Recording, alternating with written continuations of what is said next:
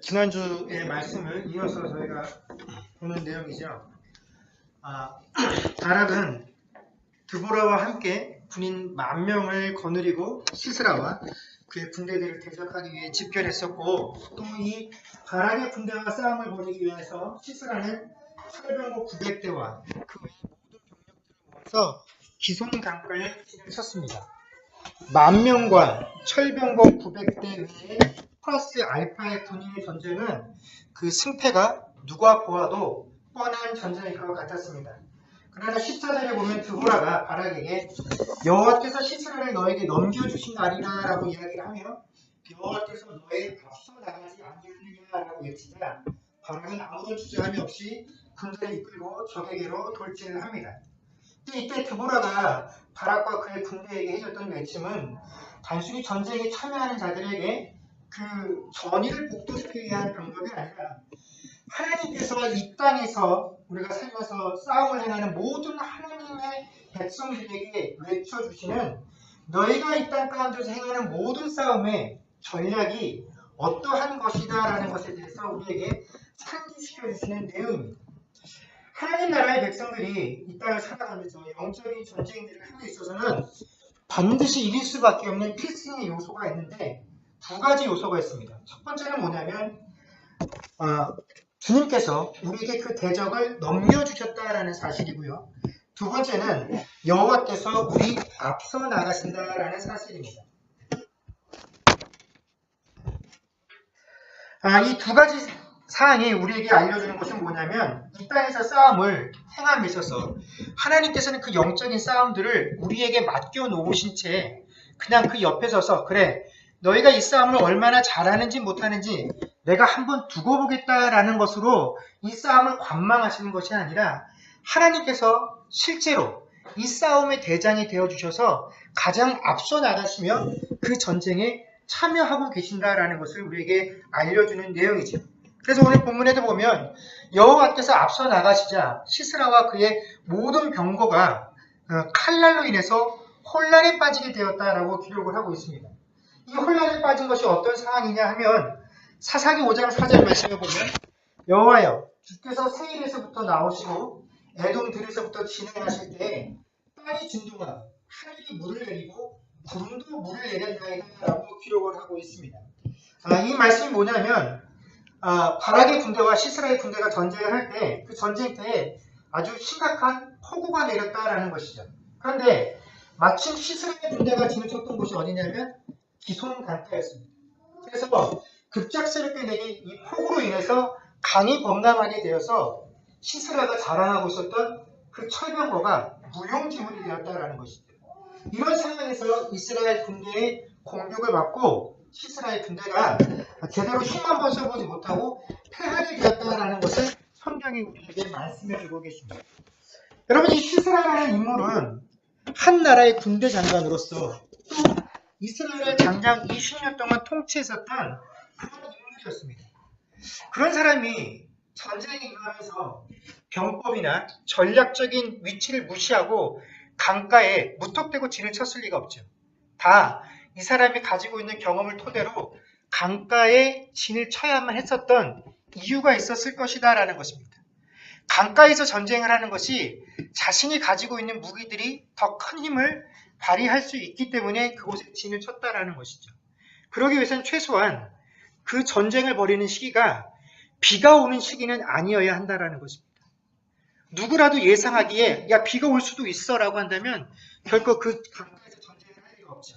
그러니 우리가 예상할 수 있는 것은 그 당시는 비가 오지 아니하는 번개였다라는 것을 우리가 예상할 수 있습니다.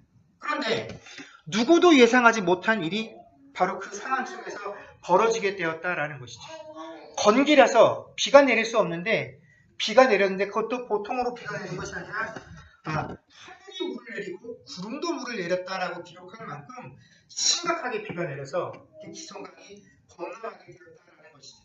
그래서 14절과 15절 말씀은 이 시스라의 군대와의 전쟁 가운데 벌어진 모든 일들이 바로 여호와께서 하신 일이다라고 기록을 해서 우리에게 말해주고 있다라는 것입니다. 하나님께서 일하기 시작하시자 어떤 일이 벌어집니까?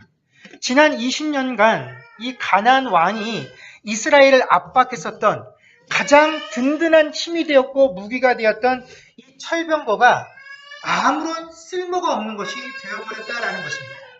오히려 그 철병거를 지휘하고 있었던 시스라는 그 철병거로부터 내려와서 그것을 버려서 자기 혼자의 힘으로 도망을 쳐야만 할 정도로 상황이 급박하게 되었다라는 것이죠. 지금까지 시스라에게 있어서 철병거가 든든한 힘이었다라고 한다면 이 철병거가 이스라엘 백성들에게는 자신들을 가장 두렵게 만드는 존재였습니다. 여러분, 우리가 이 세상을 살아감에 있어서 불신자이든 신자이든 세상을 살아갈 때 나에게 힘이 되면 상대방에게는 뭐가 됩니까? 두려움의 대상이 되고, 또 나에게 두려움의 대상이 되는 것은 내 대적에게는 항상 힘이 되어주는 그런 존재가 된다라는 것입니다. 결국 저 사람에게도 힘이 될 수도 있고 나에게도 힘이 될 수 있고, 저 사람에게도 위협이 될 수 있고 나에게도 위협이 될 수 있는 것이죠. 문제는 이것을 내가 소유했느냐 상대방이 소유했느냐의 문제일 뿐이지, 불신자든 신자든 우리가 세상에서 갖고자 하는 것, 힘이라고 여기는 것들은 다 동일하다라는 것입니다. 그렇기 때문에 신자들도 불신자들도 이 세상을 살아가는 데 있어서 상대방에게 두려움이 되고 나에게는 든든한 힘이 되어줄 수 있는 그런 철병과와 같은 요소들을 내 삶 속에서 소유하기 위해서 애쓰며 살아간다는 것입니다. 단지 시스라의 시대 때에는 그것이 철병거였다라고 한다면 이 시대를 살아가고 있는 우리들에게는 그것이 돈으로 대표되어지는 물질이기도 하고 세상에서의 지위나 혹은 학벌이 그런 위치를 차지하고 있다는 것입니다. 우리는 그런 것들이 내 삶의 질을 결정한다라고 믿습니다. 그러나 여러분, 오늘 본문이 우리에게 말씀해 주시고 있는 내용은 뭐냐면, 하나님께서는 우리가 이 땅을 살아가면서 절대적이라고 믿는 그 힘의 근원들을 한순간에 무용지물로 만드실 수 있다라는 것입니다. 아니, 무용지물로 만드는 것이 아니라 지금까지 내가 가지고 있어서 내 힘의 근원이 되었던 것을 내 스스로 버리고 도망쳐야만 살 수 있는 그런 상황 속으로 우리들을 몰아넣으실 수 있는 분이 하나님이시다라는 것입니다. 그러니 여러분, 이 땅을 살아감에 있어서 우리가 가장 큰 힘, 신자에게 있어서 가장 큰 힘이 되는 것은 무엇입니까? 바로 하나님을 아는 지식, 그것이 하나님이 어떠한 분이신지를 아는 그 믿음이 우리에게 있어서 가장 큰 힘이 된다라는 것입니다. 자, 이렇게 전쟁에서 패한 시스라는 헤겔이라는 사람에게로 피신을 하게 됩니다.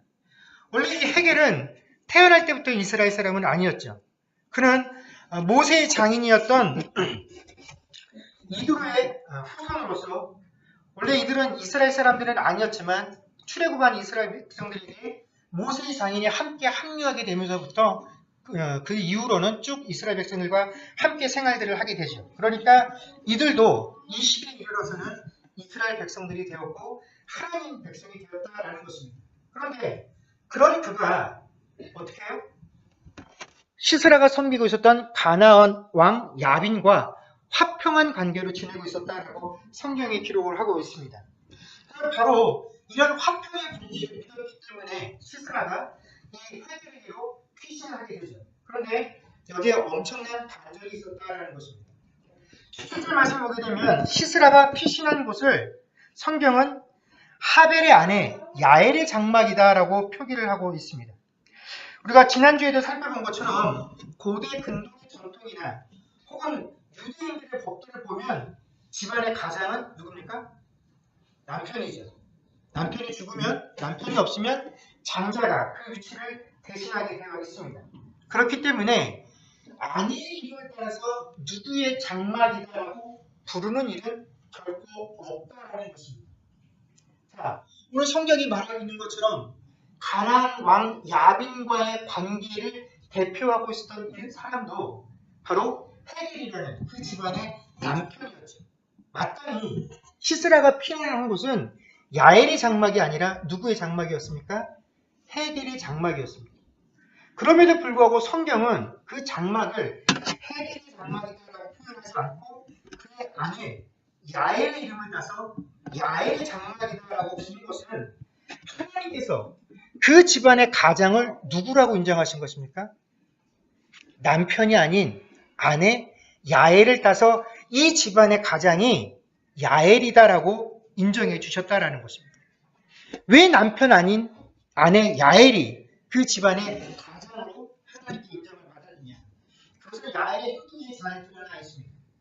여러분, 야엘은 남편에게 찾아온 시스라를 정성껏 대접을 합니다. 편안해진 시스라가 혹시 누군가 날 찾아와서 있냐고 물으면 없다라고 얘기해줘 라는 부탁까지 하면서 이 편안함 속에서 잠자리에 들게 되죠. 그런데 그가 잠든 사이에 어떤 일이 벌어집니까? 야엘이 장막을 치는 말뚝과 방망이를 가지고 들어가서 그의 관자놀이를 꿰뚫어 바닥에 그대로 꽂아버리고 인해서 시스라가 그 자리에서 죽임을 당하게 됩니다. 여러분 한번 상상을 해보십시오.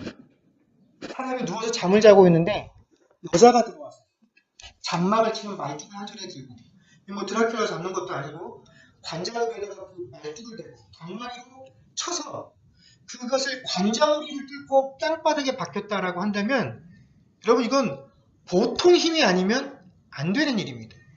한 번에 될 수도 없는 일입니다. 이것을 가만히 상상해보면 보통 잔인한 방법이 아닙니다. 그런데 왜 성경이 이렇게 잔인한 죽음을 묘사해 두었느냐? 그것은 바로 이 장막 말뚝과 방망이라는 도구 때문에 그렇다라는 것입니다. 여러분 고대에는요, 이 장막을 치는 일이 누구의 일이었냐면 누구의 일이었을 것 같습니까? 엄마들의 일이었습니다. 이 집안 엄마들이 장막을 치고 남자들은 동물을 치는 일들을 했다라는 것입니다. 그러니까 이 장막을 치는 말뚝과 방망이는 여자들만이 소유하고 있는 여자들만의 전유물이다라는 것이죠. 여자들이 익숙하게 다루는 물건이다라는 것입니다. 우리나라로 치자면 뭐하고 말합니까?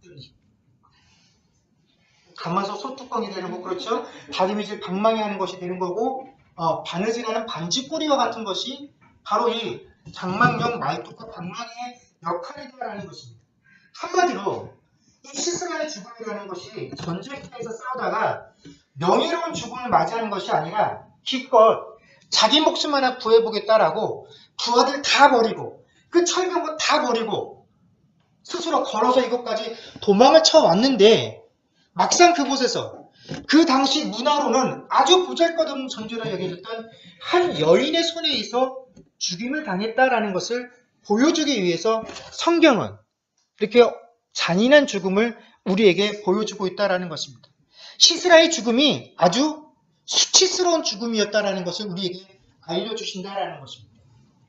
자, 왜 야엘은 여인의 몸으로서 시스라를 죽이는 이런 위험천만한 일을 했느냐?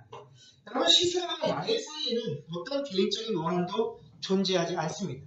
오히려 그 집안은 이 시스라를 다스리고 있었던 가나안 왕 야빈과 화평하게 지냈던 그런 관계였었죠. 그렇기 때문에 남편의 체면, 또 이 집안의 평안을 생각했다라고 한다면 시스라를 죽이는 행동을 해서는 결코 안 되었을 것입니다.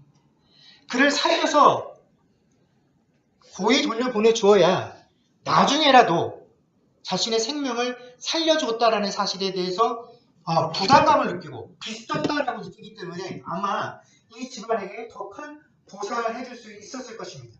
이것이 세상을 살아나가는 지혜로운 방법이고, 또 지금까지 그의 남편이었던 헤기는 바로 이러한 방법들을 통해서 가나안 왕 야빈과 화평한 관계를 이어왔었다는 것입니다. 그런데 야엘은 그런 남편과의 지금까지의 관계들은 아무런 상관없이 시스라의 생명을 취하는 데 있어서 조금의 망설임도 없었다라는 것이죠. 바로 여기에 그녀가 평상시에 이 가나안 왕 야빈이나 시스라에 대해서 어떠한 생각들을 가지고 있었는지를 우리가 알 수 있다는 것입니다. 그녀의 남편은 적국의 왕과 화평하게 지내는 방법을 선택을 하고 살아가고 있었다는 것입니다. 이 말은 무엇이냐면 자신에게 유익이 되는 방편을 따라 이 세상을 살아가고 있었음을 표현하는 것입니다. 그러나 야엘에게 있어서 가나안 왕 야빈과 시스라는 어떤 존재였냐면 자기 집안과의 화평한 관계를 통해서 우리 가정에 풍부한 것들을 공급해주고 이 땅에서 우리가 좀 더 떵떵거리고 살 수 있는 그런 배경이 되어주는 존재가 아니라 자신의 민족들을 압제하는 원수로 인식이 되어졌다라는 것입니다. 인간적인 시각에서 그들의 입장이나 자신의 집안의 입장들을 고려하지 않고 오직 한 가지만이 저 사람과 나와의 관계를 규명인데, 그것이 뭐냐면 신앙의 관계에서 봤을 때 저 사람은 하나님의 원수이기 때문에 나에게 아무리 좋은 관계에 있다라고 할지라도 결국 그와 나와의 관계를 뭐라는 겁니까? 원수의 관계.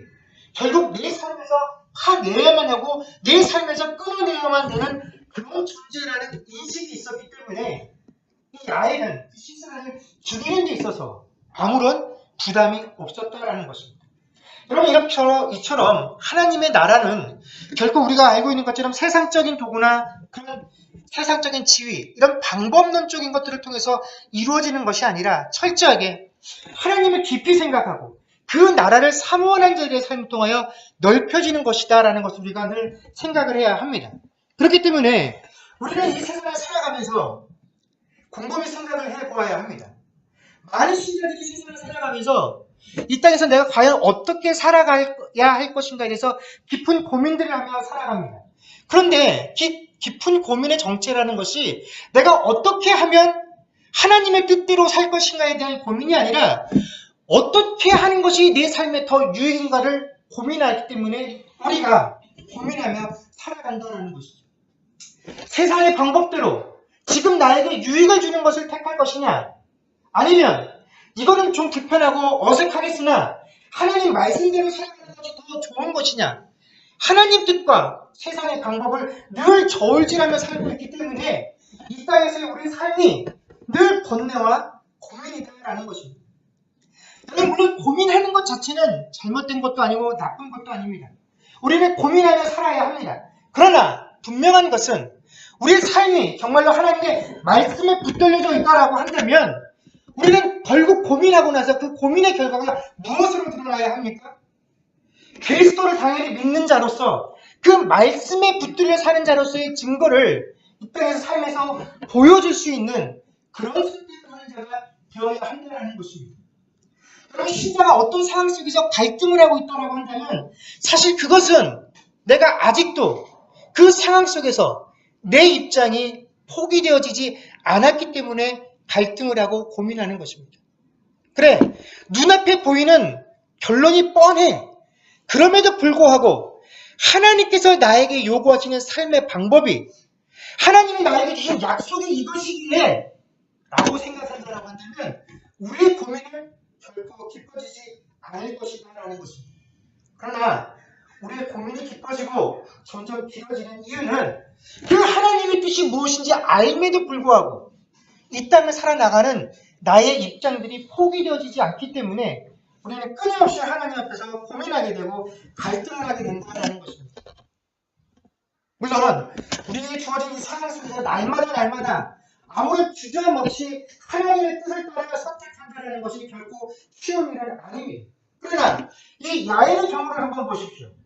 야엘이 우리가 그냥 아무런 주저함 없이 시스라의 관자놀이에 그 말뚝을 박았다라고 해서 그의 행동이 결코 가볍고 쉬운 일이 아니었다라는 것을 이해해야 하는 겁니다.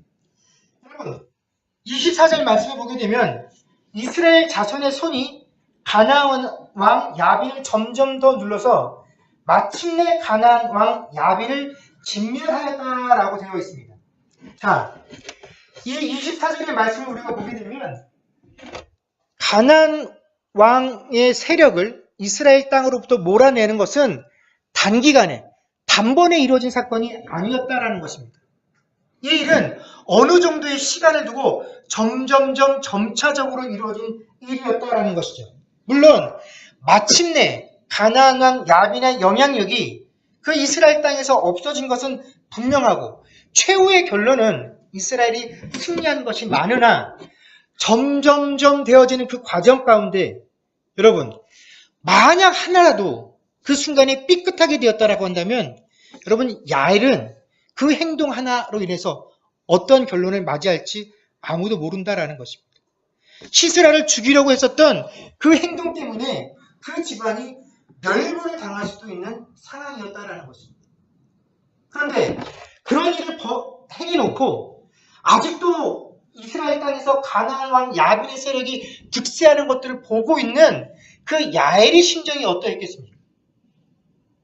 얼마나 조바심을 가지고 그 과정들을 경험하고 감당했어야 했겠느냐 하는 것입니다.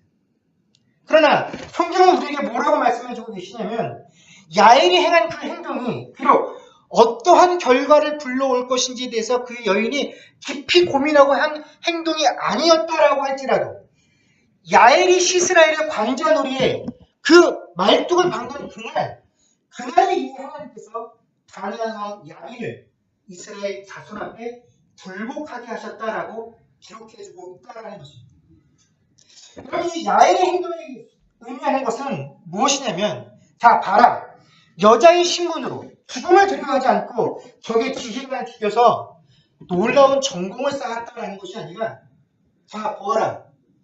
세상의 가치와 논리에 붙잡혀서 하나님의 뜻대로 살아갈 것이냐, 세상과 적당히 타협하며 그들과 화평한 관계로 살아갈 것이냐를 늘 저울질하며 살아가는 그 하나님의 백성들에게, 자, 세상이 주는 그 화평을 단호하게 끊어내고 그것들을 내 삶으로부터 죽여버리고 그것들을 내 삶에서 끌어내는 것이야말로 무엇이다라는 것입니까?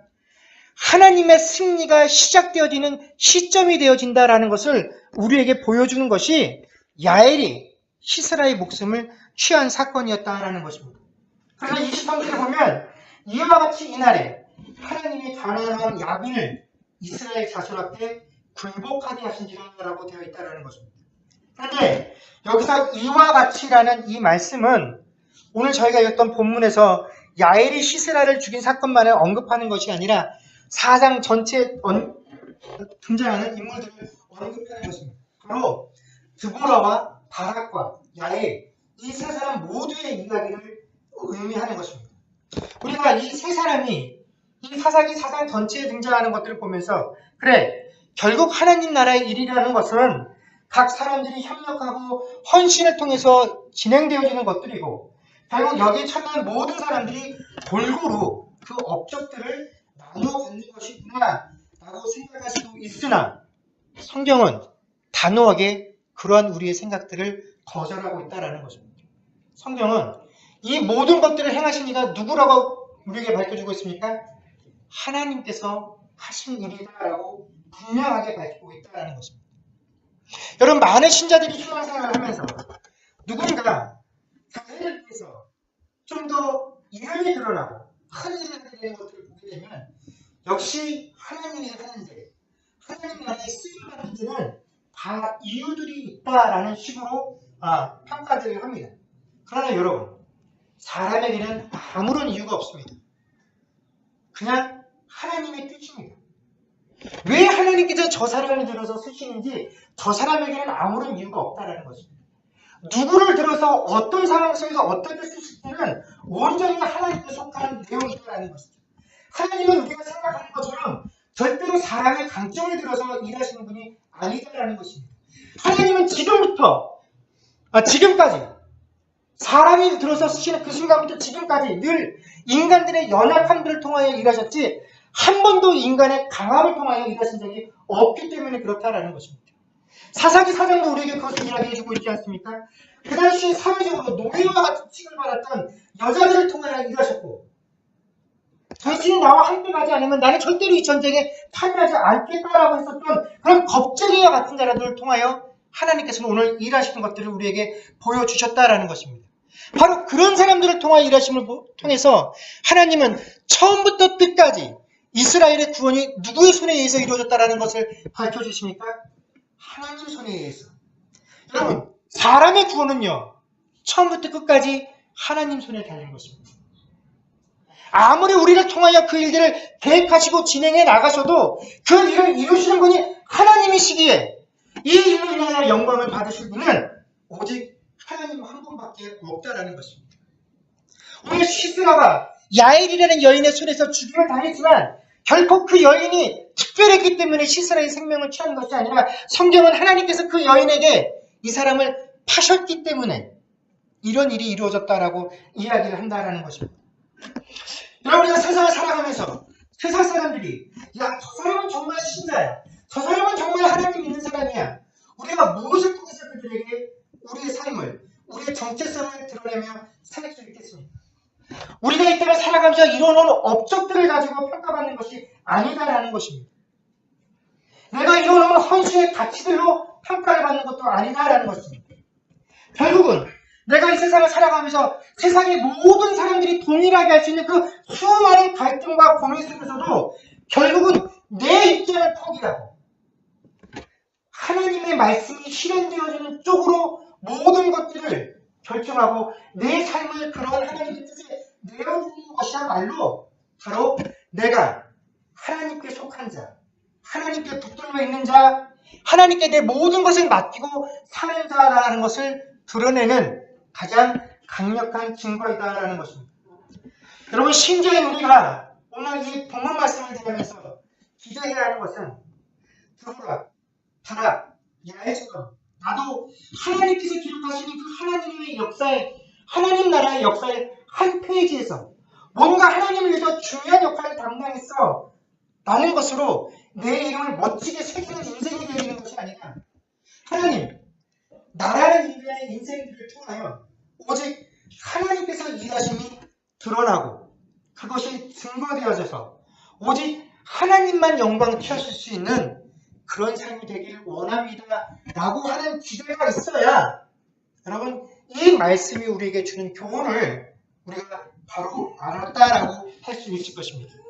그러니 여러분, 우리가 이 세상을 살아가면서 정말 너무나 하기 쉬운 실수가 뭐냐면 하나님, 내가 하나님 나라의 일을 하고 싶으니 너에게 이것도 주시고 저것도 주시고 이런 능력도 주시고 저런 능력도 주셔서 그 능력들 가지고 내가 이 땅에서 하나님 나라의 일을 하게 해 주십시오라고 하는 것이 우리의 간구와 기대가 되어서는 결코 안 될 것이다 라는 것입니다. 하나님, 저는 처음도 그랬고 지금도 그렇고 하나님, 저는 부족하고 연약한 지체입니다. 그런데 그 부족하고 연약하고 죄인되었던 나를 하나님께서 택하여 하나님 자녀 삼아 주셨사오니 이 이후로도 이 부족하고 연약한 지체를 통하여 하나님께서 이 땅에 필요한 그 일들을 이뤄나가시고 하나님 홀로 영광 받아 주시옵소서. 그래서 저는 이 땅에서 내가 하나님 나라를 위하여 무언가를 했다라는 그 한 페이지에 기록되어지는 것이 아니라 하나님의 영광을 드러내는 그 통로로 사용되어졌음. 그래서 온전히 하나님을 중보한 삶이 이 땅에서의 내 삶이 되었다라는 것이 바로 하나님을 증거하는 가장 귀한 삶이었다라는 것을 드러내는 그런 삶이 되어지기를 소망하는 저와 여러분들이 되어질 수 있기를 주의 이름으로 축원합니다. 기도하겠습니다.